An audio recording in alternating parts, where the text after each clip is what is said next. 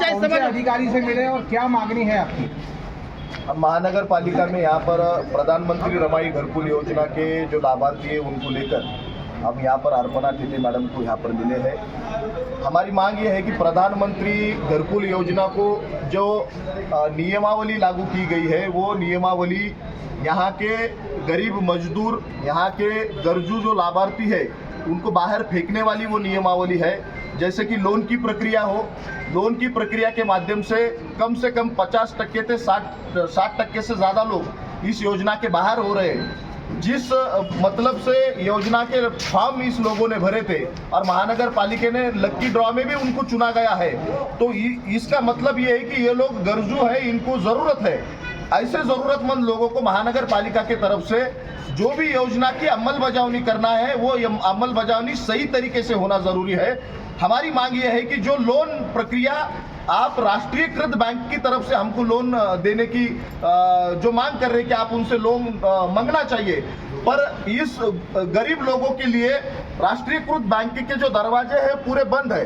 वो लोग ये लोगों को खड़े भी नहीं करते हैं, ये पूछते हैं तुम्हारा सिविल कितना है, तुम्हारी सैलरी कितना है, तुम्हारा इनकम कितना है, तुम आईटी रिटर्न भरते हो क्या नहीं भरते हो। ये जो सब जो चीजें हैं, ये जो गरीब लोग हैं इनको घर नहीं है, ये किराए से रहते हैं, इनको घर नहीं है, इसके कारण ये सरकार से घर मांग रहे हैं और सरकार बोल रही है कि तुम 15 लाख का लोन निकालो और घर ले लो। अरे हमारे पास अगर 15 लाख का लोन लेने की अगर काबिलियत होती तो हम दूसरी तरफ घर नहीं लेते। महानगर पालिका के योजना की क्या जरूरत है? ऐसे बोगस योजना मुख्यमंत्री के माध्यम से चलाई जा रही है। शासन प्रशासन से ये रिक्वेस्ट है कि ये जो भी अति शर्ती नियमावली है इसको रद्द किया जाए। महानगर पालिका के तरफ से इन सभी लोगों को लोन की व्यवस्था की जाए और कोई भी लाभार्थी इस योजना से बाहर हटना नहीं चाहिए।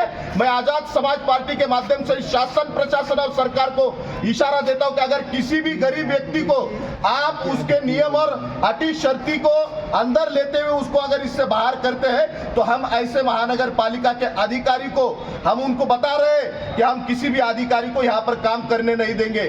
सभी लाभार्थियों को घर मिलना चाहिए, सभी गरजुओं को घर मिलना चाहिए और लोन जो प्रक्रिया है उसको कोई भी अति शर्ती ना रखते हुए आप किसी बैंक से टाइप करो या आप खुद की बैंक खोलो या खुद लोन की व्यवस्था करो और सभी को यहाँ पर वो नियमावली लागू करने का काम यहाँ पर महानगर पालिका से करना चाहिए। यही हमारी मांग है। सर, आपने अभी रमाई घरकुल योजना का भी कहा और पंतप्रधान आवास योजना का भी कहा, तो इसमें फर्क क्या है? रमाई घरकुल योजना जो है तो 100% अनुदानित योजना है। प्रधानमंत्री जो योजना है उसमें 2.5 लाख रुपए का अनुदान है और बाकी जो इनका जो 9-10 लाख रुपए जो फ्लैट का कीमत होता है उसका लोन, ये जो लाभार्थी है ये लाभार्थियों को वो लोन किस्त के स्वरूप में जिंदगी भर उनको भरना है। यानी सरकार जैसे कि हमारे ऊपर घर देकर उपकार कर रही है, अरे हमारे ऊपर तुम जिंदगी भर का बोझ डाल रहे हो, हमको लोन फेडने का बोल रहे हो। हमने अनाज खाना, बाल बच्चों को पढ़ाना या तुम्हारा लोन भरते रहना, सरकार के योजना का मतलब क्या है? इसलिए ये हमको मान्य नहीं है, सरकार ने ये रद्द करना चाहिए। यही हमारी मांग है। सर, 3 लाख घर तो बने भी नहीं है अभी, तो पैसे वसूली चालू हो गई। ये वसूली हम इसको इनकार कर रहे हैं। अभी हमने टेटे मैडम से बात की कि आप जो 1 लाख रुपए डिपॉजिट के तौर पे हमसे ले रहे हैं उसका रिस्क कौन लेगा, उसकी जिम्मेदारी कौन लेगा? इसलिए हमने ये मांग की कि आप 1 लाख रुपए महानगर पालिका ने भरना चाहिए।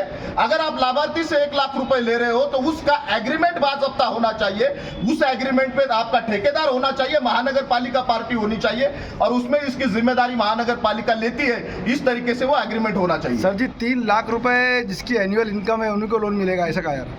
यही तो हमारी मांग है कि लोन देते वक्त किसी भी अट और शर्त नहीं रखना चाहिए। यहाँ पर कोई 50 साल का है, कोई 60 साल का है, कोई मजदूर काम करने वाला है, कोई भाजी बेचने वाला है, कोई नौकरदार है, तो ऐसे लोगों को लोन नहीं मिलेगा। ये कौन सी सिस्टम है? ये सिविल सिस्टम हटाना चाहिए, ये उत्पन्न की सिस्टम हटाना चाहिए और बिना अट और शर्त हर लाभार्थी को घर मिलने के लिए हर लाभार्थी को महानगर पालिका ने लोन देना चाहिए। यही हमारी मांग है। नहीं, इन्होंने एजेंसी को ये किया था, आह्वान किया था आप आइए और हमारे लाभार्थी को लोन दीजिए। उस टेंडर को भी प्रतिसाद नहीं मिला है, कोई एजेंसी आई नहीं आगे लोन देने की। महानगर पालिका की जिम्मेदारी वो सरकार से बात करे, सरकार इसमें हल निकाल सकती है। सरकार को उन्होंने मांग करना चाहिए कि यहाँ पर जो एजेंसी है वो हमें कोऑपरेट नहीं कर रही है, ये कोई लोगों की जिम्मेदारी नहीं है, ये महानगर पालिका की जिम्मेदारी है। अगर एजेंसी कोऑपरेट नहीं कर रही है तो दूसरी एजेंसी से बात करो, उसको बदल दो, उसको ब्लैक लिस्ट में डालो। आपको एक ही एजेंसी से क्या लेना देना है?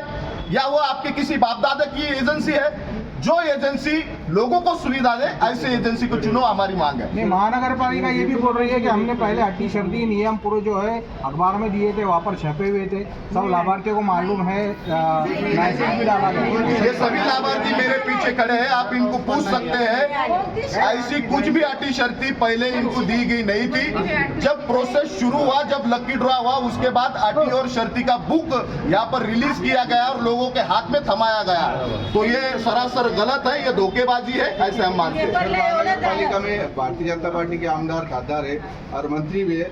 इस विषय पे आप ये लोगों से प्रति आपने मुलाकात करेगी आमदार खासदार पालक मंत्री से? देखो, इस महानगर पालिका के जो प्रशासक, जो महापौर है, आयुक्त है, या और जिसका चार्ज जिनके पास है, हम उनसे बात करेंगे। आमदार खासदार की ये नैतिक जिम्मेदारी है कि वो लोगों के लिए लड़े, पर इनको जातिवाद, धर्मवाद, दंगे फसाद, इसको नाम दो, उसका नाम हटाओ, ये करो, वो करो, उससे उनको वक्त नहीं है। उनको लोगों को मुद्दे के ऊपर लड़ने के लिए या भारतीय जनता पार्टी को वक्त नहीं। ये सिर्फ धर्म की राजनीति करना चाहते हैं, ये सिर्फ फसाद की राजनीति करना चाहते हैं। पर हम आजाद समाज पार्टी के माध्यम से लोगों के मुद्दों को लेकर हम मैदान में उतरे हैं। चाहे आमदार खासदार सुने या ना सुने, हम इस सरकार के जो भी नंगा नाच चल रहा है, इस नंगा नाच का पर्दाफाश करके रहेंगे। यही हमारी आपको गुजारिश है और ये सरकार को इशारा है। त्यांनी पेपरला एवढं दिलं होतं, 10 लाखाचं घर आहे म्हणे, 10 लाखाचं घर आहे म्हणे, 2.5 लाख रुपये गुन्हे होते, एवढंच पेपरला आलेलं होतं. त्याच्यावर ते विचारून घ्या 4 जणांना, एवढंच पेपरला मी माझी बाई ते यार 2.5 लाख मिळणार आहे असं पेपरला आलो. आणि बाकीची रक्कम तुम्हाला भरावं लागणार आहे. पण त्याच्यात असं दिलं नाही. 1 लाख भरायचं काय असं त्याच्यात नियम नाही. 10% रक्कम भरायची वगैरे काही यांनी सांगितलेलं 1 लाख रुपये भरायचे. सर, आता मला जर माहित असतं हे तुम्ही कशाला काम भरला ही जनतेची फसवणूक 100% झालेली आहे. आमची निवेदनाच्या माध्यमातून आम्ही त्या ठिकाणी मागणी केलेली आहे. आम्ही हे निवेदन हे महाराष्ट्राचे मुख्यमंत्री देवेंद्र फडणवीस यांना देखील पाठवणार आहोत. शासन प्रशासनानं जर या मागण्यांची गंभीर दखल घेतली नाही तर या सामान्य नागरिकांच्या भावनेला, त्यांच्या उद्रेकाला या ठिकाणी शासन प्रशासन आणि महानगरपालिकेचे अधिकारी यांना सामोरं जावं लागेल. हा आमचा गंभीर इशारा आहे.